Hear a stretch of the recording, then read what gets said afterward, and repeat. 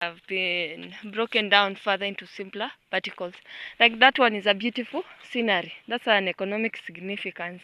Ingine, these ones have been broken into smaller particles. Zingine to smaller blocks. So you can actually come here and do quarry. So inasaidia pia. So your basement inamaanisha itakuwa strong. Even if you wanted to build maybe a hydroelectric power station, this is the place you're likely to put because you are sure it has a firm foundation. Where we have sand. So that is it.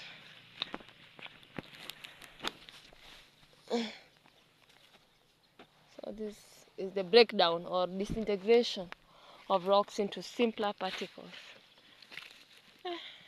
Ile ni dark naona. Ni dark ya msitu. Oh, mtu anaweza chukua kafuga. Okay. It's nice. I think I'll love it. Pen. Kuna hizo physical ones that you were seeing, Cindy. Yeah.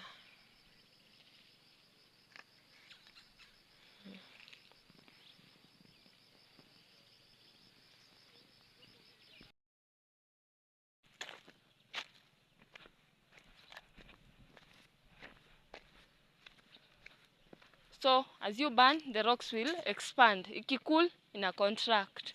So rock inaendelea kudisintegrate. Yeah. Wow. This is nice. So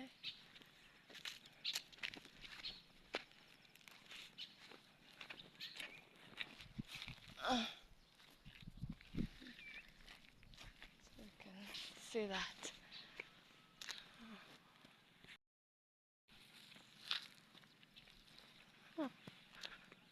Maana venye hata ni kama walikuwa wanatumia bulldozer. Venye imegwara kabisa. Flood. Thereafter it inaweza lead to waterborne disease. Someone might trip and get an accident. No maana kwa hizo field study walikuwa wanasema some of the challenges or problems one is likely to face is accidents. Animals, dangerous animals. You can tour the place. Habari.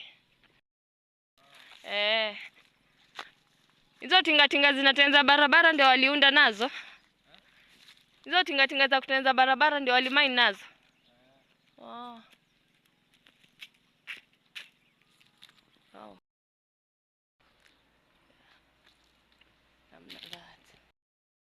Then on hills where people tend to shy away from them because it's expensive even to transport materials up there. Sometimes trying to dig the foundation can be a bit expensive. Maybe in case of even the winds ziko strong, the local winds, so it's not really recommended, though iko safe kwa wakati wa vitu kama flooding. So wengine walikuwa wanafanya, they stay on such areas for protection, so it's more of a shield. Sometime hiyo nini bulldozer inakuja kunini hayatingiza hizi mawe, ile nyumba itaafektiwa. Ndio tulikuwa tunasoma about earthquakes. So we looked at human causes of earthquakes and we said one of them is during mining. Yeah, so it will affect. Hata roller ipite hapa hivi inatingiza the whole ground. Even when we decide to drill a borehole, it will shake. Hata mtu wako huko nini St. Elno atasikia bado. Yeah. And they get them from here. Alafu kuna hizo zingine za kutengeneza na clay soil bricks zile za yellow. But basically that is it.